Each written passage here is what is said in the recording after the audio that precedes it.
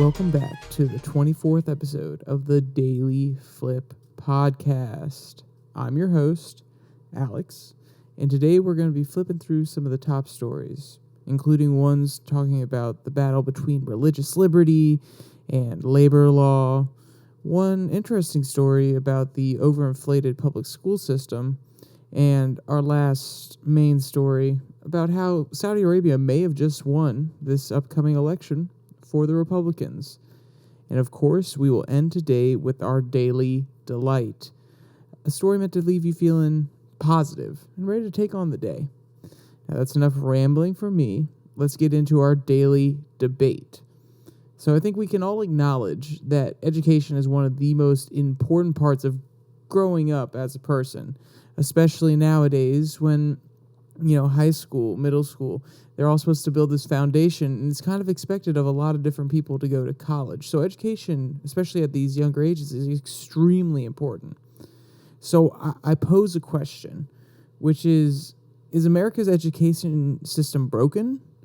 Is there too much private interest, too much federal government involvement? Let me know below. There are lots of different angles you can take here, and if it's not broken whatsoever and it works perfectly and that's what you think, put it on down there, and hopefully I can respond and we can have a little conversation. So, our first article, the right's religious liberty agenda is on a crash course with labor law.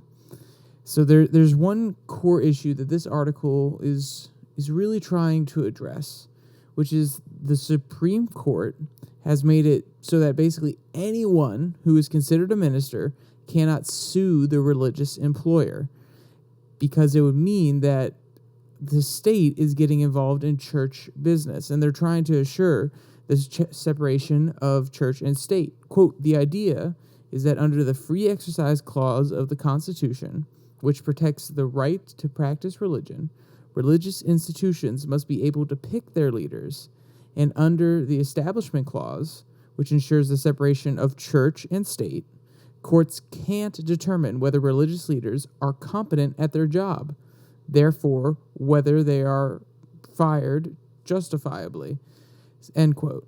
So that is the real crux here. So we have three different stories from three different people. They are all people that worked at Christian schools, and they were all fired for one reason or another that could be considered discriminatory. The first lady that is there, she was in a same-sex marriage, and it came out over time. I know, excuse the unintentional pun, but the fact that she had a same-sex marriage came out, and the church fired her after saying you can either end your same-sex marriage or you can slowly, step away, and then we'll terminate you at the end of the quarter, or we'll just outright suspend you and fire you, basically. And she didn't back down. She said she's not going to end her relationship with her wife. And eventually, when she was fired, she sued for wrongful discrimination, which, makes sense. You should not be fired for any, and I repeat, any of the characteristics that you have. And even some of the choices you make, you cannot be fired just because you make those choices, or you have that certain part of your identity that you can't change. It's inherent to you. At least that's what these people would argue. So I think it's very interesting that these schools are using a loophole that has been, I don't want to say designed, but has been carved out of labor law, because, as we'll get to right here, for ministers, they cannot sue their organization for wrongful termination because of this loophole, and saying that, well, we can't determine whether you were fired because you were bad at your job or because of discrimination, because then that would be the state stepping in and saying, no, church, you're doing it wrong here. That would be the state stepping into church business, as the Supreme Court and a few other lower courts have seen it. So it's a very tricky business. And you may ask yourself, okay, well, if a minister can't sue its employer, then what is a minister? And I think that's a very important question that is trying to be addressed here. The Supreme Court and other courts have tried to kind of define it, and they haven't done the best job here. Quote, an increased number of religious employers have been claiming an even wider universe of employees can be considered ministers, and therefore exempt from major anti-discrimination protections, end quote. So is that right? I mean, is that okay? First, is it okay that a non-static target, when it comes to what a minister is considered, is that okay? If they can keep moving the goalpost so you can't even technically protect yourself. If you're working in one of these institutions and they have a clear definition of a minister at first, and they say it is anybody that helps our congregation pray and spread the faith. You know, that's still a very broad definition of a minister, but at least there's one there, and you know, okay, if I want to ensure that let's say I'm a protected class, and I think it's likely that something could happen, then you can say, well, I don't want to do those things. I don't want to be pressured into, giving any faith-related arguments to any of the students. I don't want to pray with them or anything like that. And then you can kind of protect yourself. But over time, the definition has evolved. It has become anybody that helps spread the faith in some of these lawsuits that are being alleged. Some of the employers are saying, well, you actually taught religion. Though you never really prayed with the students, you taught religion. So that falls under that purview. Or at the end of the day, you're helping the organization spread the faith. You're helping us get as many people into our church. You're helping us as an organization by being the public face and being a good teacher or a good administrator. You're helping us spread the faith, so therefore you're a minister. And then there's schools on the complete opposite end of the spectrum that say, no, you're only a minister if you have been taught or given different lessons on faith and the theological aspects of a religion. So, there's a balance here, but there are those actors that really take those exemptions because they don't want to pay out those large lawsuits at the end of the day. And there are even organizations, one of them being the Beckett Fund for Religious Liberty or Alliance Defending Freedom.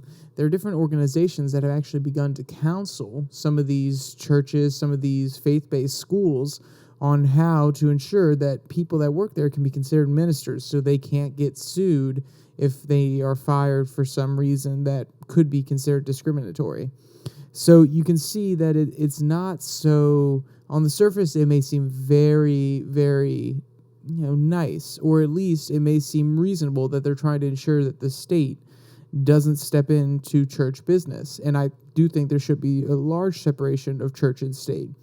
But when you have these organizations and schools and different religious organizations taking advantage of this loophole that's only getting larger, and the target for what a minister is becoming is only becoming more broad, then, it can lead to some nefarious, or maybe to use a less dark word, at least unethical practices that are questionable at best.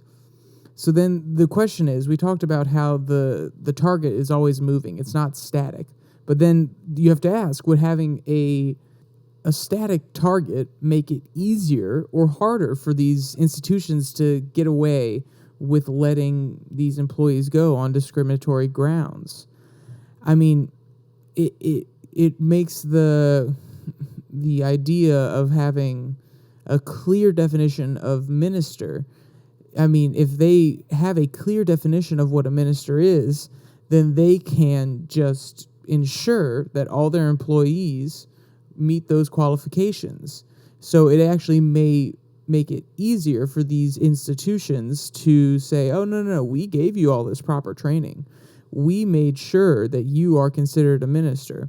And then the second a court hears that, they're like, oh, they're a minister. We can't step in between here. We can't come down on the merits of this argument from the plaintiff because, no, you were a minister and we can't get involved in church business. So I think it's a tricky one, and it's hard to really crack down on. And, this article really does ask the question, how did we get to this point? Quote, in 1972, The Federal Fifth Circuit Court created the ministerial exemption. In 2012, the Supreme Court weighed in on the ministerial exemption for the first time, ruling in Hosanna Tabor versus EEOC that Cheryl Pritchard, a teacher at the Hosanna Taylor Evangelical Lutheran Church and School, goodness, that was a mouthful, was a minister, and that the school couldn't be held accountable for allegedly firing her over her disabling narcolepsy. But in 2020, the court issued a ruling in Our Lady of Gallup School versus Morse and Bureau that threw out much of that framework. Two teachers at a Catholic school, Agnes Marcy Bureau and Christian Bile, sued the school, claiming that they were fired illegally.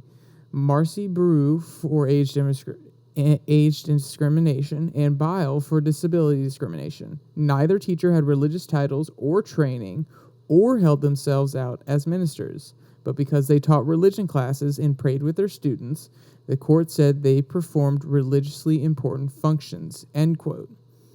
So in the Supreme Court's and the court system's attempts to not get involved in church business, they've actually made it practically impossible to sue a church or a religious institution for wrongful termination if you are an employee there, which is absolutely insane. We've created another protected class, essentially, of church organizations that cannot be touched by wrongful termination lawsuits, it's so intriguing. And I don't necessarily think that the cabal of the court system is over here like, oh, we'll make sure they can't be sued. I don't think they're doing that. I'm trying to be comedic, because at the end of the day, they're trying to do what they think is right and separate church and state. But it's created a major loophole that could be exploited. And one reason that I think it's very interesting and this could be exploited because of some of the definitions they gave in some of their decisions is it doesn't just apply to nonprofit and churches. In some sense, it could apply to for-profit businesses. I mean, if you remember the decision from Hobby Lobby where they didn't have to give certain care to certain employees. If that organization claims that they are spreading a certain religion, a certain faith, and that their employees are doing that as a part of their daily job, they're spreading these certain values, then it's possible that someone could stretch the definition of a minister or someone that is spreading the faith and therefore could not sue that for-profit company, their employer. So, I think it's a tricky one. And I think there's going to be a few court cases coming up here in the next few years that are really going to help either suss it out or make it worse. And we'll see where it goes from there. But let's pivot to our next story from the American Conservative, the dysfunction of big education. So normally, I'll ask you, when you think which political party, which side of the aisle is really going to address the education issue, which one is going to be better suited to ensure that our students, our kids get the education that they need? And I would argue, at least while I've been alive, it has been the Democrats. When it comes to education, normally, Democrats have been the party that people trust to really best serve their interests. But, quote, a July Impact research survey of likely voters across 62 hotly contested congressional districts found that respondents now believed 47 to 44% that Republicans could better manage local education. The numbers were even worse for Democrats among parents, who favored the GOP by 9 points, end quote. So there are a few major issues that have really led to this distrust in Democrats, which is the teaching of critical race theory, concepts of gender and sex and gender identity. And also there's a kind of a perception that schools are not challenging and they're not rigorous enough, or at least not as much as they used to be. And you kind of saw this emerging after parents finally got a glimpse into the classroom after COVID-19. They saw what their kids were being taught, and they said, whoa, I didn't realize it had gone this far, or whoa, I didn't realize that they're not challenging Jimmy enough. I thought this was a robust school system, but it turns out it wasn't. So people are really, really waking up. And there are a few obvious downsides to a publicly funded school system. And I say obvious, but with a little bit of critical thinking, you can take these points I'm about to tell you and break them down yourself. Quote, one obvious downside is that these institutions provide politically powerful teachers' unions as subsidies via membership dues, bankrolling unions whose priorities are often at odds with those of most taxpayers. As the Harvard Political Review has documented, the National Education Association and American Federation of Teachers are major financial contributors to progressive groups, despite the limited support for progressive left politics among the general population. In recent years, union locals have sponsored efforts to defund the police, force states to pay reparations to blacks for the enslavement of distant relatives, and defeat the election efforts of moderate Democrats, such as Chicago Mayor Rahm Emanuel and California gubernatorial candidate Antonia Villaraigosa, end quote. Sorry if I butchered their names. I am not the best at pronunciations, even in English. So, so we know that the power of these unions has been growing for years, and especially under President Biden, who is a very pro-union president. These unions have an outsized influence. So I actually did an entire podcast about the power that unions have, and also, in some cases, the lack of power they have in certain industries, like at Amazon. But the power that these unions have, especially in states like California and Illinois. I did an entire podcast about that one. If you want to go back and listen to that, we go into it way more in depth. And it's something that I don't want to spend a whole bunch of time discussing here, because there are more points to this story that I want to get at that I think, since I haven't expanded on before, we need to talk about. So, public schools are also becoming a place that they're slowly draining resources from the community that they're in. Quote, in recent studies comparing towns that have an affordable alternative to the local district, a low-cost private academy or experimental choice program, for example, with those that do not. So just to break that down, to make sure that we understand, they're comparing districts that do not have low-cost or experimental choice programs. They're comparing those to just traditional public school-only districts. Quote, North Carolina University professor Bartley Davidson has shown that the latter pay significantly lower property tax values. The long-term result, Danielson found, is that a slow but steady economic decline marked by decreasing average family incomes and rising rates of poverty and crime. And that, end quote. And that's in relation to school districts that do not have an alternative. And if you do a quick logic test, I think that makes sense on some level, in that these public school districts, they are the only option. There's no competition there. So they don't necessarily have to have the best services. Now, for the sake of the kids, they probably want to, but at the end of the day, they have no economic reason. They have no incentive to be the best that they can be, because there's no competition in the market. And over time, as people flee in order to get to better schools, then the tax base is more burdened by the people that are still there. They take on more of the burden because people have left.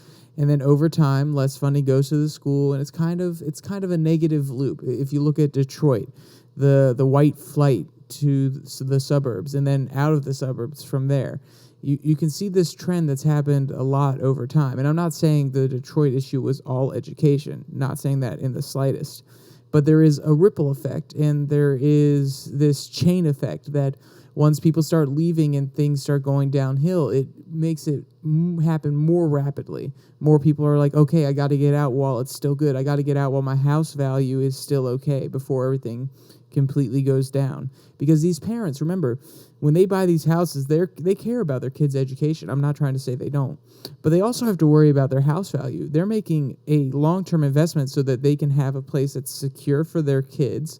They can raise them in a safe location.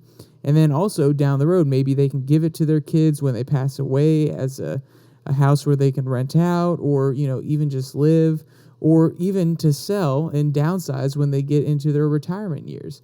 So, these things are all important factors. There's one more other factor. Well, there's two other factors, but I think there's one main one and one that I'll kind of just tack on the end. Quote, public school monopolies play such a pivotal role in keeping down America's depressed communities that promoting some kind of academic competition is the only way to revive them. Quote, middle-income households do not invest in areas that have had a hard time attracting or retaining upward mobile families. End quote. And that's exactly what I was just talking about. People do not want to move into a neighborhood that is going downhill. They want to move into that neighborhood that's growing in value. That, I buy my house at $500,000. In 10 years, the value is going to be $700,000, so I can sell. So remember, there's also economic incentives here for the parents, not just the teachers' unions, when it comes to the problem with the school districting and the educational system. So, there's, of course, what can't be forgotten, the corruption. Not to mention, since the, quote, cost of public school education is borne by all taxpayers and not just families with school-aged children, parents tend to elect school board members, PTA officers, and other town officials who will establish costly non-academic activities that disproportionately benefit themselves, end quote. And what they're getting at here is, so you're sending your kid over to a private school? Well, you still have to pay taxes in our school district, so I might as well juice the money out of you. I might as well have these expensive programs that benefit my kids at the public school but don't benefit your kids at that private school. So, and I don't think that parents are doing this in a malicious way. They're not like, Jimmy Bob Joe, I don't really like him, and he's sending his kid to private school, so we'll make sure that he pays more in taxes for these programs for my kids. They're not doing it maliciously. But at the end of the day, parents want the best programs for their kids. They want their kids to have those good sports programs, those good intramurals after class.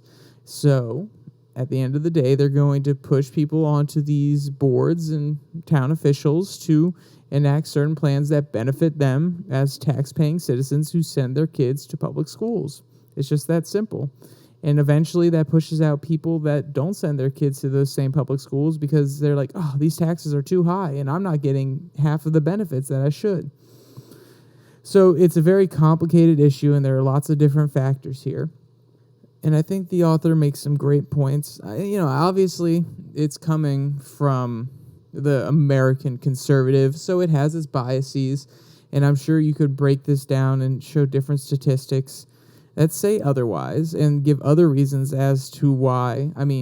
Redlining, different districting issues, that's done on state and local levels. So there are probably plenty of other ways to come at this article and try to understand the education system. But these are definitely factors that we need to talk about and people need to be aware of, because in order to solve an issue, you have to see all sides. You have to be able to see this side that is saying, no, it's really the school district's fault. And then you also have to be able to look at the other side that's saying, okay, yeah, the school district and the way things are formatted, that's an issue.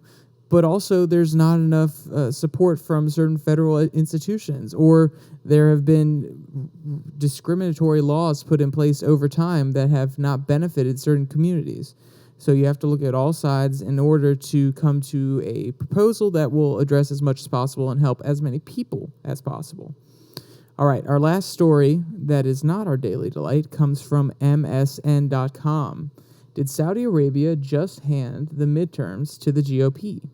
So if you didn't see, recently OPEC Plus came together and they made an agreement that they would cut production of around 2 million oil barrels per day. And this was meant to stabilize the price, obviously, and to help them retain their profit during these economically hard times. And they're also saying they're looking to the future and they're projecting that, there's probably going to be a recession. So we need to ensure that the prices are high going into that recession because demand's going to go down. So they're already going to get hit by that. At least that's one perspective that they give, or at least the people defending them give. So, that doesn't really help us here in America. If I'm being honest, reducing the amount of supply, that's going to make things more expensive for us here in America. So, as you could probably tell, the Biden administration was not very happy, and they were very disapproving of this move. Quote, Biden had hoped for the cooperation of Riyadh to help starve Russian President Vladimir Putin's war machine, which is largely funded by hydrocarbon sales, and further hinder its invasion of Ukraine. And of course, Biden wanted gas prices to be going down, not up, in the lead up to November's midterm elections, end quote. So, and that's another very important point. Not only do they want to starve out, starve out the Russian war effort. They want to make it harder for Russia to fuel its war against Ukraine.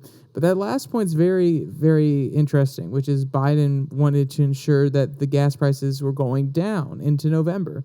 And, that makes sense. You don't want your people to be facing higher inflation, especially when your party is the party in power. And if you've been paying attention, and if you haven't been paying attention, let me just describe. There's been a rumor going around. And I'll say rumor because the Saudi government put it out there. And with the context of this article, it may have been a bigger political play.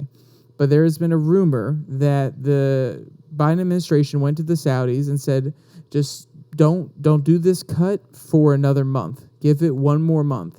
And when he said that, guess what was 1 month away practically? Oh, the election. So basically, it can't hurt the people's pocketbooks until after the election. So then there's one less reason to vote Democrats. I say that's a rumor.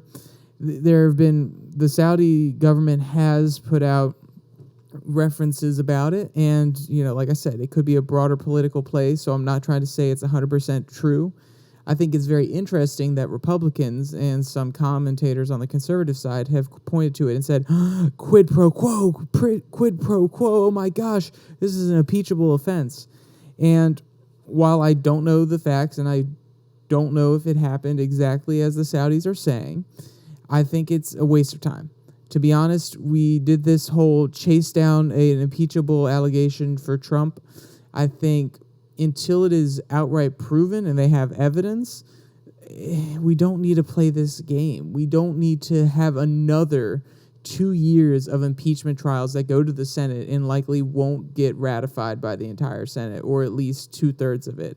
So it's just a dumb political game that we've been playing. They're responding to what the Democrats did. The conservatives are mad that the Democrats went after Trump so hard, so now they want to do it to Biden. And I understand. I get where that comes from, and they want to hold power accountable. At least that's their argument.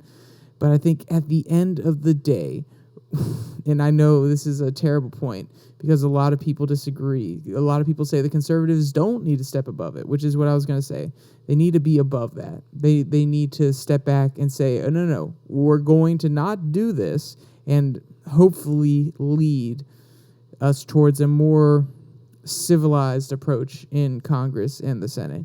And I know, that's naive of me. I mean, they made the exact same argument with China. Oh, if we give them support, if we trade with them, we're going to spread our liberal values. If we're better than them and we don't hate them and we try to be nice to them, then at the end of the day, they'll become a great ally. They won't threaten us on the world stage. They won't become a rising superpower. China, of course, has become a rising superpower. They've kept their authoritarian regime inside their nation, and they have not become more democratic. Have they become more liberal when it comes to, or at least have they become more capitalistic in the way that they address some of their exporting, importing, some of their trade policies? Sure. At the end of the day, they are still a communist regime, and we have not spread democracy to China. So it may be naive of me to say that the Republicans need to be above this in the mud war to try to impeach the president and try to sully his name. But I don't think it will get us anywhere. And I think they have more important issues to address, like inflation, ensuring that we don't have to cut as many jobs, that we don't have to have a really high unemployment rate in order to ensure that we can get this inflation under control. So that's just my 2 cents on it. But, you know, it really doesn't matter, because my opinion, at the end of the day, the Republicans are going to run with it. They're using it as kind of a October surprise. And there's a quote here that, you know, talks about it a little bit more. Quote, "Of course, the real reason why Republicans are so quiet about the Saudis' betrayal is that they stand to benefit from it politically on a massive scale. In itself, a slight uptick in gas prices isn't necessarily a game changer for the midterm elections. But with so many tight races in key battlegrounds, it's bad news for the ruling party, aka the Democrats. A recent piece at The Intercept makes the case that the oil production cuts are a deliberate act of election interference on the part of Prince Mohammed, who is friendly with Trump and stands to benefit from a Republican takeover of Congress that would set up Trump or some other MAGA stand-in to win the presidential election in 2024. Several analysts who spoke to The Intercept interpret the move as a deliberate October surprise from the Saudis." End quote. And though I cannot pretend to know their intentions, one of the first things that came to mind when I first heard this story was that there was a political aspect to this move, and, you know, it could really shift the balance here in America. And, you know, we'll see if this October surprise pans out the way that the Saudis want it to. But you can't deny that they really do like Republican governance, considering they're more willing to put up with some of their human rights abuses in order to be a partner in the Middle East and ensure that the gas keeps on pumping. So, but, you know, that's enough negative stuff about the world stage, enough negative stuff about our education system and so on. Let's get to our daily delight. This one comes from the animal rescue site. I've been using them a lot recently. They just have some really cute stories. Stubborn golden retriever refuses to get out of the pool. So we have a young golden retriever here named Duke, who had his little antics posted by his owner, Kimberly. And all we can see is, you know, Duke standing in the pool, and his head's just barely standing above the water. Quote, "Of course, golden retrievers love water, but Duke seems to be taking things to the next level. No matter how many times Kimberly asked him to get out of the pool, he just swims around and enjoys life. He's not in a hurry to get out, and it seems as if he doesn't want to." Yeah, and he does look really cozy. Like I was saying, he has his head just barely above the water. He's kind of perching his head over the edge of the pool like, "No, Mom, I don't want to get out." Quote, "We know that he is pleading with his mother to get out of the pool, but hearing it and seeing the video at the same time is just too funny. It's one of those videos that you will treasure from the moment you first see it. It's also one that you're sure to watch more than once." End quote. So if you want to see any of Duke's cute little antics, any of the videos that they have on this article, or if you want to read any of today's articles, they will be linked in the description below that like and subscribe button. Also, if you want convenient little tidbits here or there, or an easy link to the podcast, follow me on Twitter. I post something every single day, just trying to get some extra news out there. Monday, Wednesday, Friday, it's mainly links to the podcast, but maybe there's some extra commentary that you can see there. Just trying to make your lives easy and trying to make news consumption convenient. With that said, there's only one more thing to say. Stay safe. Don't die.